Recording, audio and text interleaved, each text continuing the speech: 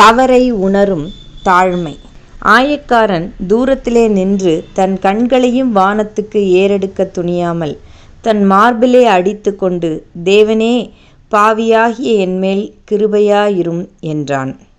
லூக்கா 18:13. நம்முடைய தவறான குணங்களையும் தவறான பண்புகளையும் தவறான மனநிலைகளையும் தவறான முடிவு சார்ந்த செயல்களையும் ஒத்துக்கொள்ளாமல் நாம் சரியாக இருப்பது போல சாதித்து காட்டுவது ஒருவேளை எளிதாக இருக்கலாம். ஆனால் அது நம்முடைய சுயத்தையும் சுய கௌரவத்தையும் நிலைநிறுத்த பிரயாசப்பட்டு வாழ்க்கையை நிலைகுலைய செய்யும் செயலாகும். பெரும்பாலும் யாரும் தங்களின் பக்கத்தில் உள்ள தவறுகளை உணர இயலாமல் இருப்பதில்லை. ஆனால் பிறருக்கு முன்பாக ஒத்துக்கொள்ள விரும்புவதில்லை. அதனால் தங்களின் சுய கௌரவம் போய்விடும் என அஞ்சுகின்றார்கள். சிலர் தங்களின் தவறுகளை தேவ சமூகத்தில் உணர்ந்து கொள்ளுகின்றார்கள். தேவ சமூகத்தில் ஜெப வேளைகளில் தங்களின் எல்லா குற்றங்களையும் மனம் திறந்து ஒத்துக்கொள்ளுகிறார்கள். தங்களை மோசமான பாவிகள் என்று தேவனிடம் சொல்ல அவர்களுக்கு பிரச்சனை இல்லை. ஆனால் தங்களிடம் உள்ள ஒரு சிறு தவறை கூட பிறரிடம் ஒத்துக்கொள்ள அவர்களுக்கு முன்வருவதில்லை.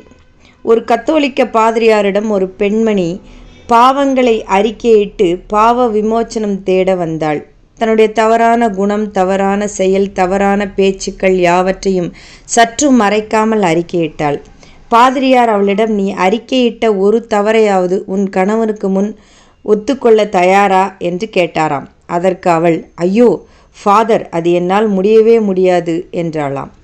யோனா தேவனுக்கு முன்பாக தன்னுடைய தவறுகளை உணர்ந்ததோடு மனிதர்களுக்கு முன்பாகவும் அவைகளை மறைக்காமல் ஒத்துக்கொண்டான். தன்னுடைய தவறான ஒரு முடிவின் விளைவாகவே இத்தகைய நெருக்கடி ஏற்பட்டுள்ளது என்பதை அவன் தயக்கமின்றி கூறினான். அங்கே யோனாவிடம் ஒரு நல்ல நேர்மைத்தன்மையும் தவறை ஒத்துக்கொள்ளுகின்ற நல்ல மனப்பக்குவமும் இருப்பதை பார்க்கின்றோம். எனவே அந்த கப்பல் ஆபத்தான சூழ்நிலையிலிருந்து தப்பித்து கொள்ள நல்ல ஒரு வாய்ப்பு கிட்டியது. சிலர் தேவனிடம் தங்களை பாவிகள் என்று பலமுறை கூறுவார்கள்.